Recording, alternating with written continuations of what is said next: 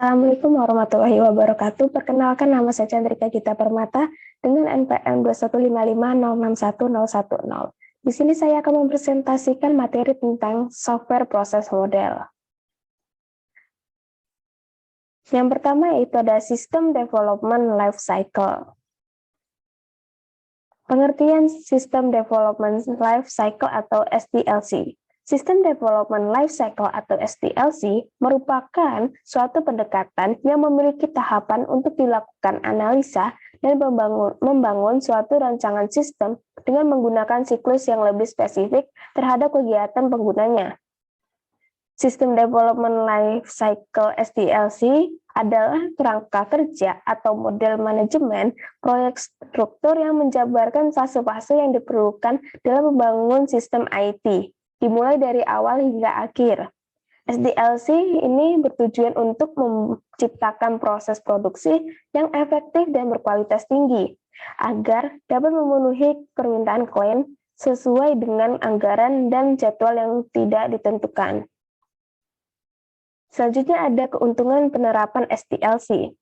Yang pertama, dapat membantu dari segi perencanaan, estimasi, dan penjadwalan proyek dengan baik. Yang kedua, proyek dapat dikontrol lebih mudah. Yang ketiga, dapat mempercepat proses pengembangan software.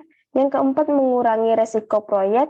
Dan yang kelima, dapat mengurangi biaya manajemen proyek dan manajemen produksi. Selanjutnya ada tahapan-tahapan dalam SDLC. Yang pertama adalah planning. Di planning itu terdapat sistem request, feasibility analysis, dan project size estimation. Yang kedua itu ada analisis. Di analisis itu terdapat requirement engineering dan business process modeling. Yang ketiga itu ada design, yaitu program design, user interface design, dan data design. Yang keempat itu implementation, yaitu ada sistem construction, testing, documentation, dan installation. Nah, ini terdapat siklusnya atau cycle ya dari SDLC tadi. Yang sebelah kiri itu terdapat keempat tahapan tadi, yaitu pertama ada planning, itu system planning and selection.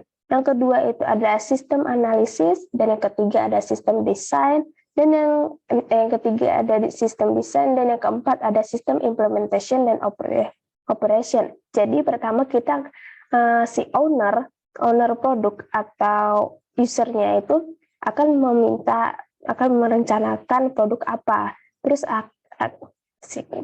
akan dianalisis oleh kita gitu sih, yang engineer-nya, teknisinya. Setelah itu didesainlah produk tersebut. Setelah didesain akan implementasikan atau dites segala macam, diinstal, dites ya segala macam, apakah dapat bisa berfungsi atau tidak. Nah, yang di sebelah kanan ini itu adalah lebih lengkapnya, tahapan yang lebih lengkap aja, lebih banyak. Yang pertama itu planning untuk perencanaan, yang kedua untuk menganalisis atau analis, yang ketiga itu desain atau mendesain, yang keempat itu development, yaitu mengembangkan. Terus yang kelima itu testing dan integration, ya di tes gitu, dan yang keenam itu maintenance, dijalankan gitu. Yang kedua itu ada sistem development metodologi atau model proses. Pengertian model proses. Model proses merupakan suatu deskripsi yang disederhanakan dari proses perangkat lunak dan kemudian dipresentasikan dengan sudut pandang tertentu. Model proses ini bisa saja mencakup suatu kegiatan yang termasuk dalam bagian dari proses perangkat lunak tersebut dan produk perangkat lunak, serta terlibatnya peran seseorang pada rekayasa perangkat lunak tersebut. Selanjutnya ada metodologi utama software proses model. Kalau bisa dilihat dari panah, kalau lebih ke kiri itu lebih preskriptif, dan yang ke kanan itu lebih adaptif. Jadi yang pertama ini kan ada struktur desain, yang kedua itu ada rapid application development, yang ketiga itu ada agile development. Jadi kalau semakin ke kiri, prosesnya ke kiri, menggunakan metodologi ke kiri, itu akan semakin lebih preskriptif. Kalau kita ke kanan, menggunakan metodologi ke kanan akan lebih adaptif. Nah, yang pertama ini kan ada struktur desain. Di struktur desain ini ada dua.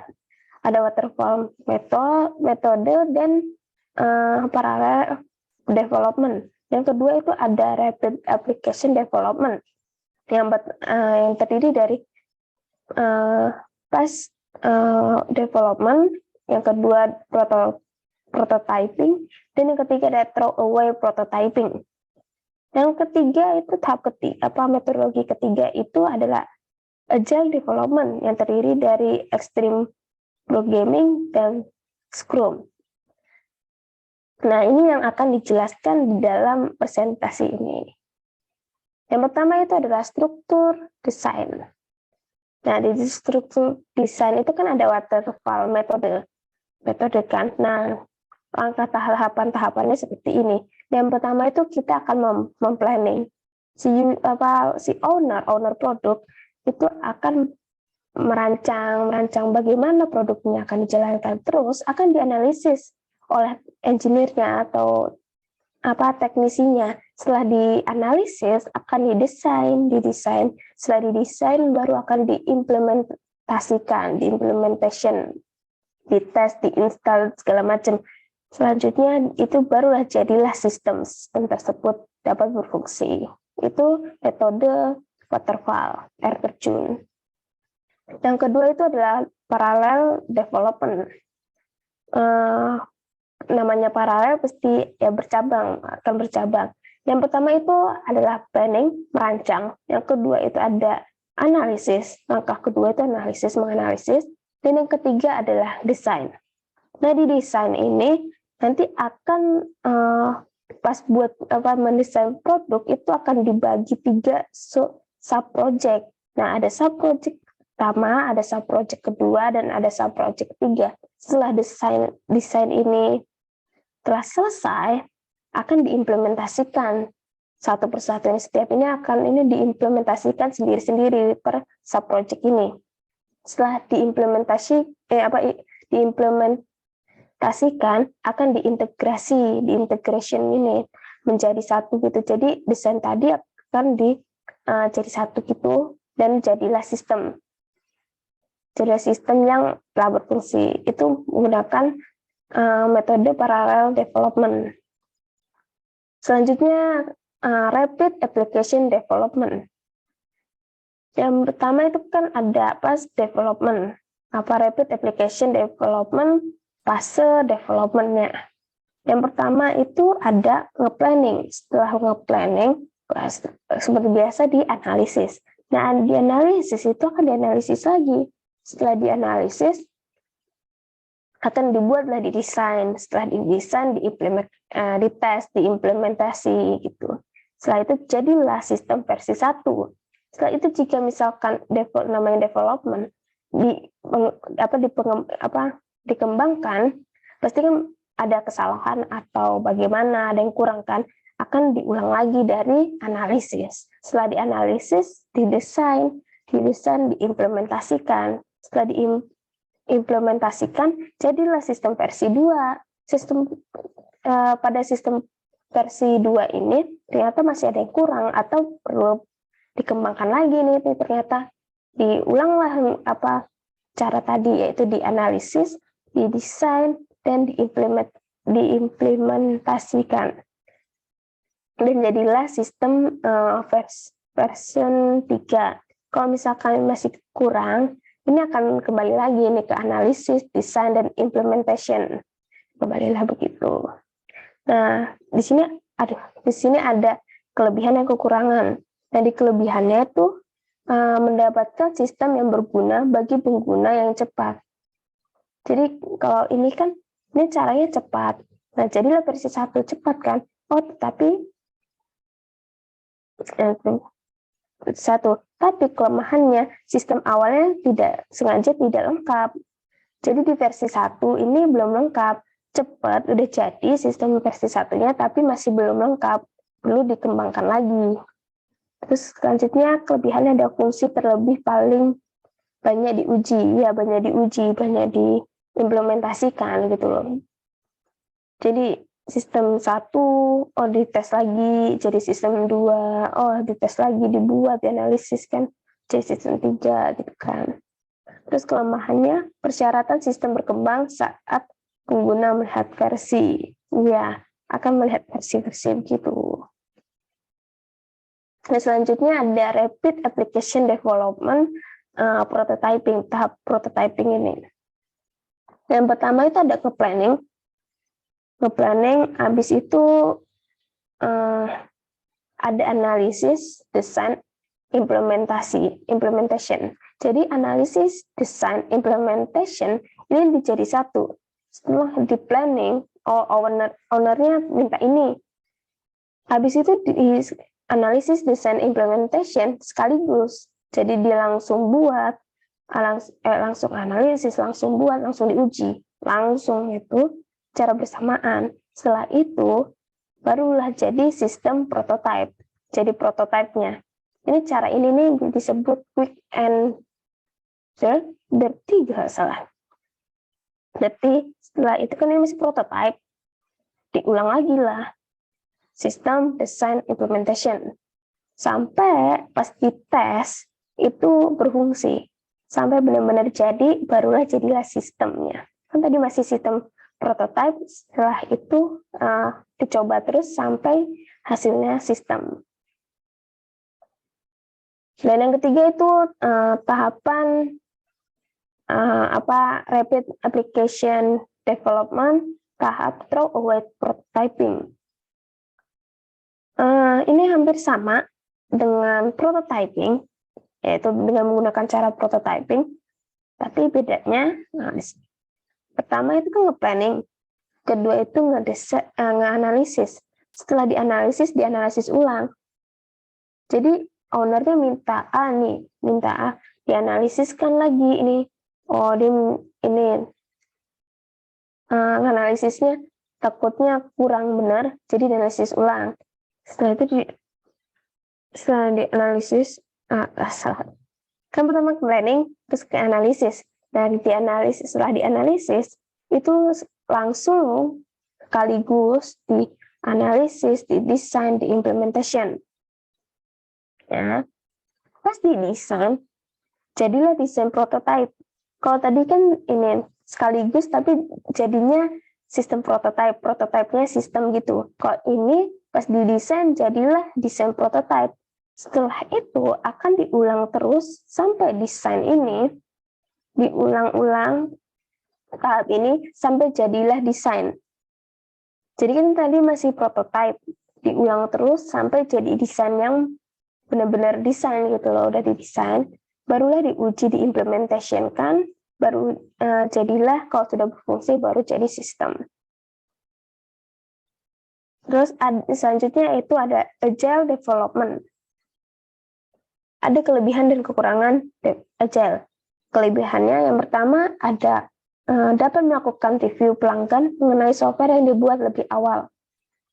Pembangunan sistem dibuat lebih cepat, perubahan dengan cepat ditangani, dan jika pada saat pembangunan sistem terjadi kegagalan kerugian dari segi materi relatif kecil. Jadi review kelebihan yang pertama itu kan dapat melakukan review pelanggan mengenai software yang dibuat lebih awal. Jadi kita pelanggan itu atau ownernya itu dapat mereviewnya lebih awal gitu. Pembangunan sistem dibuat lebih cepat. Nah, kalau dengan agile itu langkahnya lebih cepat. Selanjutnya, perubahan dengan cepat ditangani. Jadi, pas development atau mengembangkan itu lebih cepat ditangani, lebih cepat mudah dikerjakan. Selanjutnya, kerugiannya itu relatif lebih kecil. Dengan agile itu kerugiannya lebih kecil. Selanjutnya ada kurangan. Kekurangannya itu yang pertama, pengembang harus selalu siap dengan perubahan karena perubahan akan selalu diterima. Jadi pengembang sebagai engineer atau ya teknisi itu akan selalu siap kalau misalkan ownernya itu ingin untuk pendevelopment atau mengubah atau memodifikasikan produknya gitu. Dia harus siap gitu dengan menggunakan agile metode ini. Selanjutnya, agile tidak akan berjalan dengan baik jika komitmen tim kurang. Jadi di agile ini kooperatif itu lebih penting gitu. Tim itu lebih penting, kerjasamanya lebih penting. Tidak cocok dalam skala tim yang besar. Jadi meskipun ini tadi kan harus kooperatif ya, harus kerjasama. Tapi tidak bisa kalau misalkan orangnya itu banyak banget, 20 orang gitu. Kalau menggunakan agile metode. Karena ini metodenya sih cepat gitu. Terus ada tipe dari agile development. Yang pertama ada extreme programming atau XP, Scrum, ada lean development, dynamic system development method atau DSDM, terus ada adaptive software development, ada Crystal, ada feature driven development, dan ada agile modeling atau AM. Yang pertama itu kan ada yang dibahas itu ada extreme programming dan Scrum. Yang pertama ada extreme programming atau XP. Tahap pertama itu planning,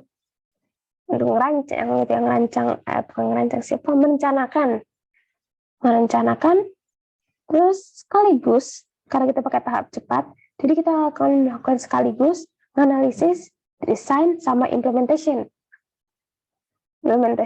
Setelah itu jadilah sistem. Setelah itu kalau misalkan sistemnya itu ingin dikembangkan, maka diulang lagi analisis, desain, implementation sekaligus secara bersamaan, jadilah sistem. Oh ternyata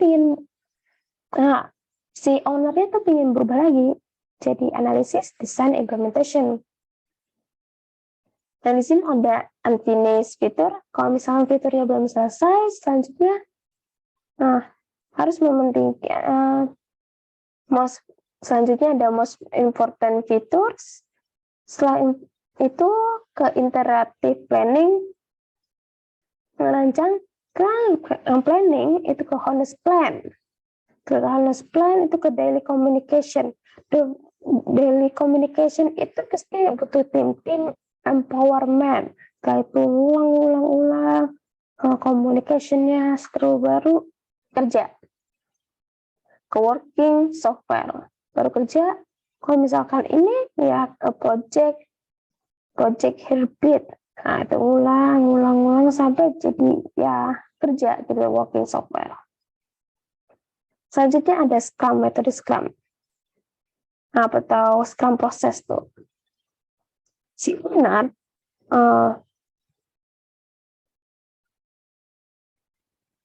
ini owner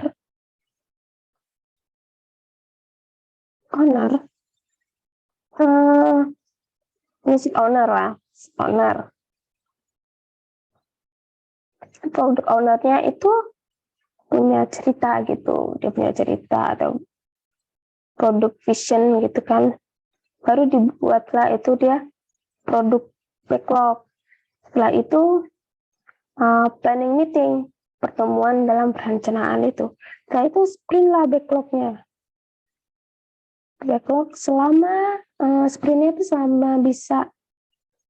Setelah itu baru sprint development timnya itu sprint selama 2-4 minggu. Terus barulah jadi deployment.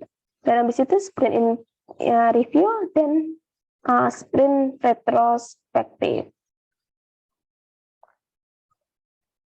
Ini seterusnya ketiga, yaitu ada metodologi selection strategi.